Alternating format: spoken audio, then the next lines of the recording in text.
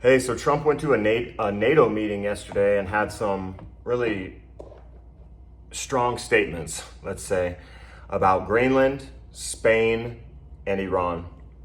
I'm gonna show you.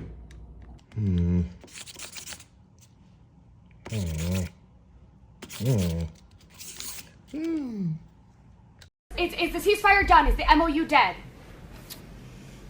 It's a very interesting question. To me, I think it's over. I don't want to deal with them anymore. They're scum. You know what scum is? They're scum. They're sick people. They're led by sick people. And they're vicious, violent people. And if they had a nuclear weapon, they'd use it. As far as I'm concerned, it's over. I'll speak to our negotiators. They want to negotiate. They're good people. We make a deal. Everyone's agreed. No nuclear weapon. We make a deal. They go outside, talk to the press. They say, we never even talked about it. There's something wrong with them. They're cuckoo. As far as I'm concerned, it's over. Is the ceasefire done? Is the MOU dead?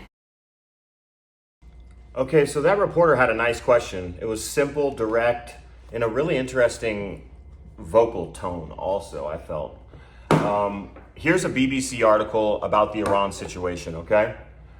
Trump threatens more strikes on Iran as Tehran warns of fearless response.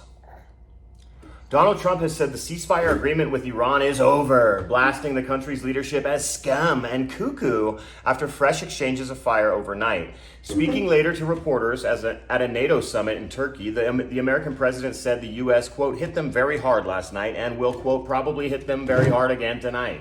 He accused Iran of violating an interim deal signed by both countries in June that called for an end to the conflict, adding that they lie and cheat. Iran's Foreign Minister Abbas Araghchi responded in a post on X, "We do not answer vulgarity with vulgarity, but with action, fearlessly and with great valor." Just another nice quote from an Iranian leader. These guys are pros, dude. They're professional, they're mature, they're responsible, they're measured, they're smart. I just think that they're very, very impressive political figures and public figures, and great representation of sort of humanity. Anyway, yeah, you know, the thing I guess to point out about Trump's his statements about Iran, he was off the rails, dude. He was off. He was like extremely upset, even more than normal. And it was sort of concerning. It's concerning. It's concerning when someone who seems so unhinged is in such a powerful position with so much potential to do even more harm than he's already done. It's sort of scary. They got to take him out. And I don't mean, you know, I mean, they've got to remove him from office. It's crazy. You know, the American people do not deserve to be represented by someone so dastardly. And here's the other thing about his quotes about Iran, his statements about Iran. It seemed like, I mean, exactly what he was saying applied so perfectly to his own regime, to him personally, you know, and I've heard other people sort of point that out, and it's just too true.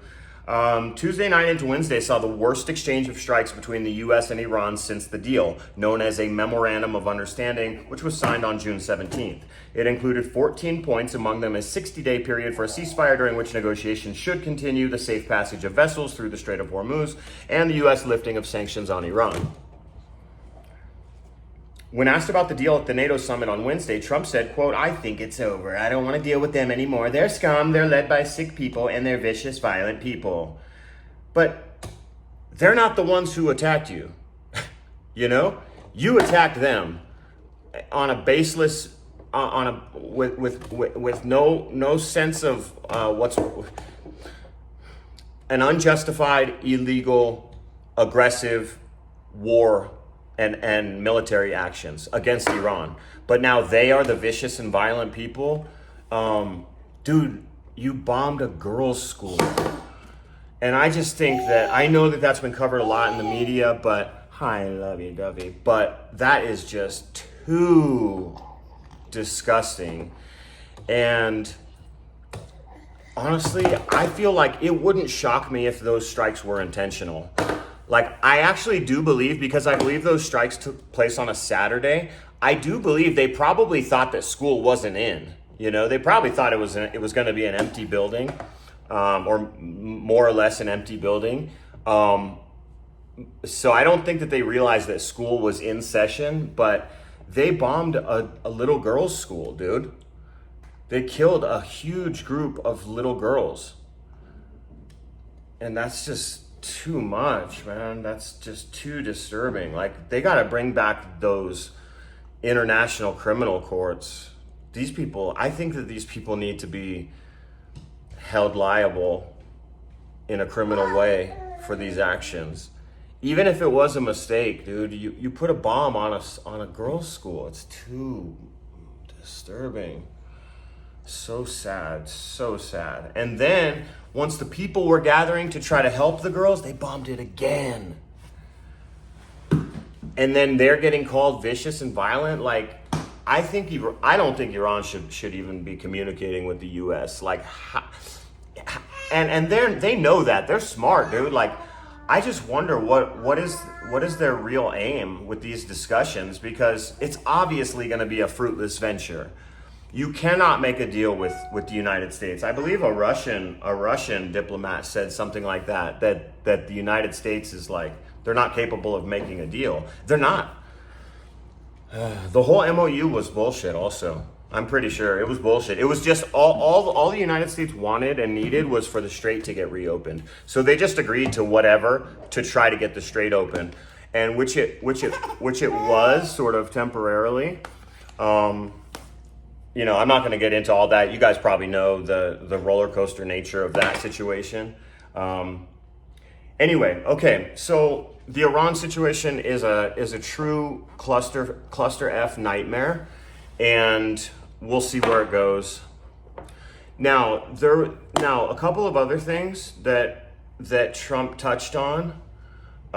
He's back interested in Greenland again. He wants Greenland again. And then he was also talking a bunch of ish about Spain.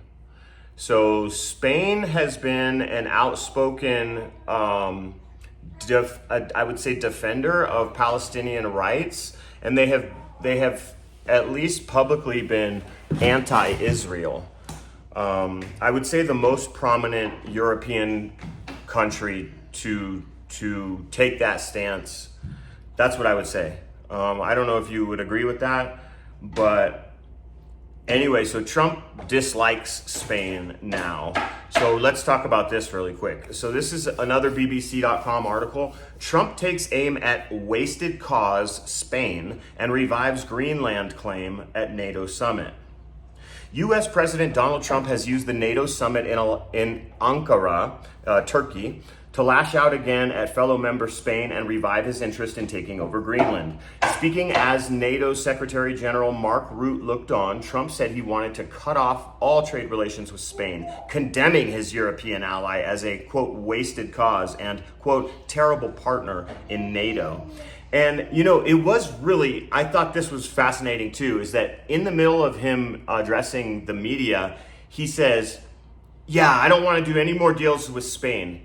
And he sort of like looks off to the side. It looks like he was talking to somebody, and he says, yeah, like write that down. Or he says, yeah, that's the deal now. Like, we're not doing any business with them. Like, that's official, you know? He didn't say that's official, but it was just sort of this offhanded comment that it seemed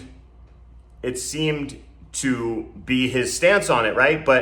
And he wanted to make that the policy right there in that moment. And it was really, it was in line with a lot of the reporting that's taking place in the new book, Regime Change, by Haberman and Swan, which I'm listening to. I'm about halfway through. It sounds like a lot of these policies are so offhand, and they're just like, they occur in the middle of some other broader discussion, and he'll just say, oh yeah, like, we don't want to do business with Spain anymore, like, cut them off. And then that becomes legit, you know? So I found that moment really interesting, and also that book is just, there's so much nonsense. There's so much nonsense going on in that regime. The book is really interesting. I probably will do something about the book once I'm finished with it. Again, I'm just listening to it. on 2 times speed, which is, I've never even listened to an audiobook, but yeah, it's cool. You can fast forward it, and there's just a ton of really, really interesting information in that book. Okay, he also called, so back to this article, BBC.com, he also called NATO's resistance to his plan for Greenland to belong to the US rather than Denmark as a big problem for us. Spanish Prime Minister Pedro Sanchez later insisted that relations with the US were very positive and that he had had an informal chat with Trump. We talked about the World Cup, there was no tension whatsoever. On the contrary, it was all very friendly, said Sanchez, which that lines up in, with like, for instance, it's the way that Donald Trump talks publicly about people and against people, and then when he's actually face to face with them, he seems like a friendly enough guy, right? And that's something that Obama was saying recently, was that he's like, yeah, to my face, like, he's pretty cool, like, it's fine, he's cordial, but then, you know, he's behind his back, he's just talking wild shit. And so, which is just another characteristic of a duplicitous and shady person, you know, talking one way to your face, and right when you're out of there, he's talking another way.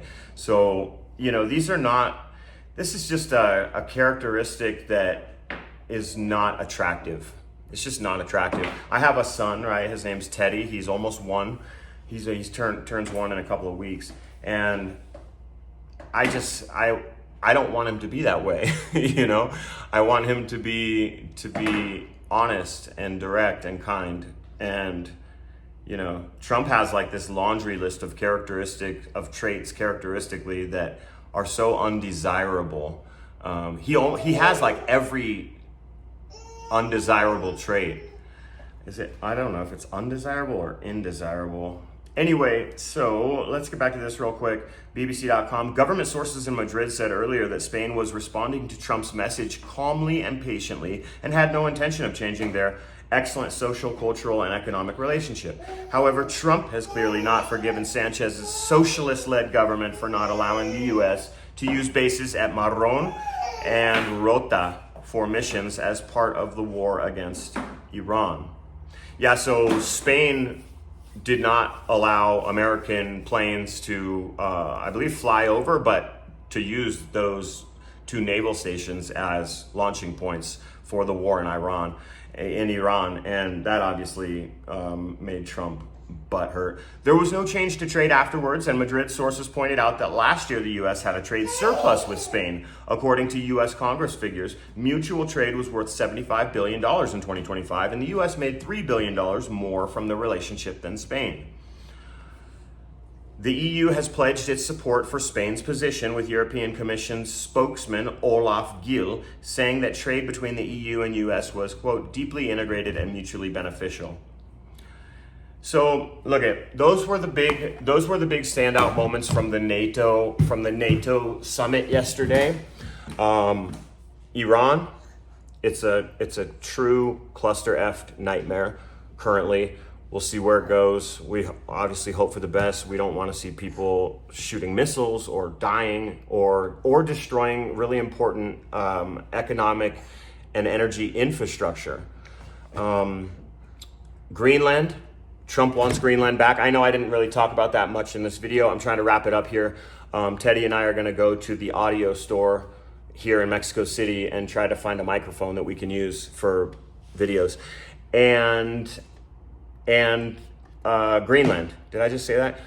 Iran, Greenland, and Spain were the 3 biggest points that came out of the whole discussion. Also, and I am going to do a little bit, I think I'm going to try to do a video about this later, is that Trump was he was sideways with his ideas. His mind was not functioning well yesterday.